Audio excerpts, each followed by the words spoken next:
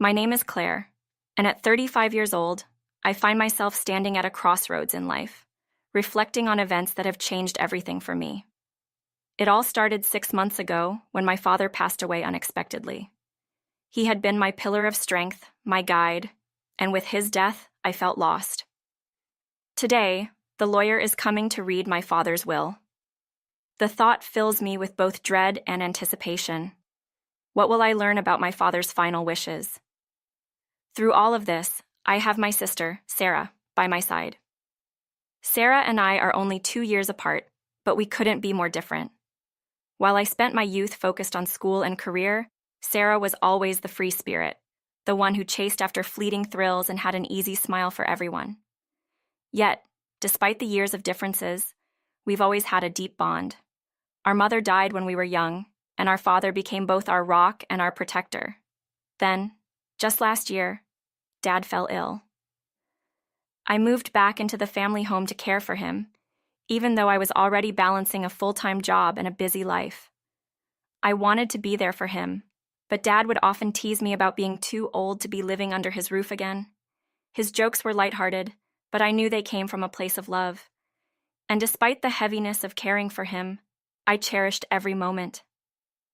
I remember the last day I saw him, lying in his favorite chair by the window.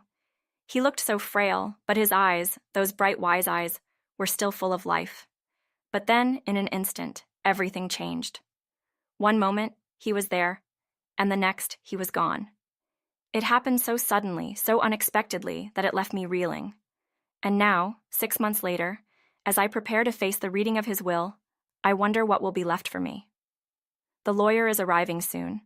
Sarah is already here, sitting on the couch, casually scrolling through her phone. She hasn't said much about Dad's passing, but I can see the sadness in her eyes. She's always kept her feelings hidden, masking them with humor and sarcasm. The lawyer enters, his presence steady and professional. I offer him a cup of tea, but he politely declines. Then he opens the will. My heart races as he reads aloud. "Sarah," he begins, "you are to inherit the house and all its contents, along with a trust fund for your future." I glance at Sarah, who tries to hide the smile creeping onto her face. I knew this was coming. But the next part, the part about me, takes me completely by surprise. "Claire," the lawyer continues, "you will receive your father's savings, $10,000, along with the family business."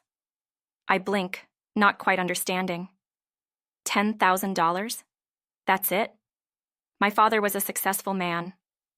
Where is everything else? My eyes flicker between the lawyer and Sarah, and I feel the room closing in on me. I can't breathe. The inheritance is so uneven, so unfair. Sarah bursts out laughing, her voice ringing through the room. "Well, look at that. You get the business, and I get the house. Looks like I'm the lucky one," she says, her words sharp. But her eyes betray a hint of jealousy. I try to swallow the lump in my throat. "It's not just the house. It's the property, the land," I say, attempting to defend what's mine. But Sarah dismisses me with a wave. "Oh, please," she says. "Who would want land in the middle of nowhere? It's practically worthless." Her words sting, but I bite my lip, not letting her see the hurt. I try to convince myself that my father had his reasons. Maybe he thought I could do something with the business, make it my own. The lawyer's calm voice cuts through the tension. "There's more," he says, glancing at me. My heart races again. What could possibly be left? "The business is worth more than you realize," he continues. "And the land you've inherited? Your father was waiting for the right time to sell. The neighborhood is being developed, and your land could be worth millions soon." I sit back in shock. The pieces start to fall into place. My father's choice wasn't random. There was a plan, a way to ensure my future. But why did he leave me with so little at first glance? I barely hear Sarah's voice as she mocks my inheritance. "How charming," she says sarcastically. "You're just a businesswoman now, huh?" Her words hit me hard, and for a moment, I wonder if I've been foolish to care about the house, about the land. But then a thought strikes me. Maybe I've been given the greater gift, after all. The house, the business, and the land, they could be my future, not a simple payout. That night, I sit alone in my room, staring at the old family photos on the wall. A sense of loss creeps over me, but something else is there too, a quiet determination.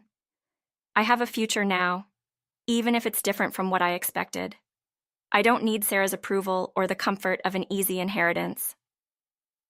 The next day, Sarah calls. I answer, but she's not here to offer sympathy.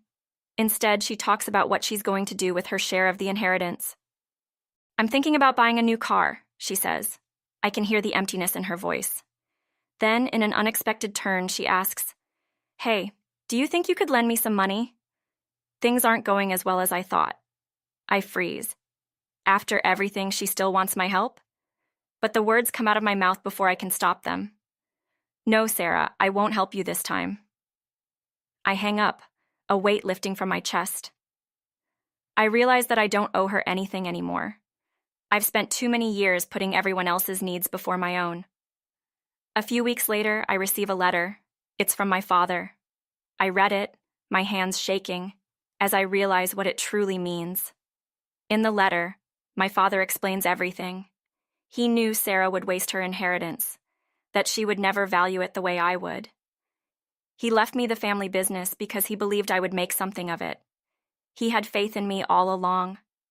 The letter brings clarity, but it also opens a new wound. I've always loved Sarah, but she's never understood what it means to work hard for something, to build a future. Her jealousy, her greed, it's all so clear now.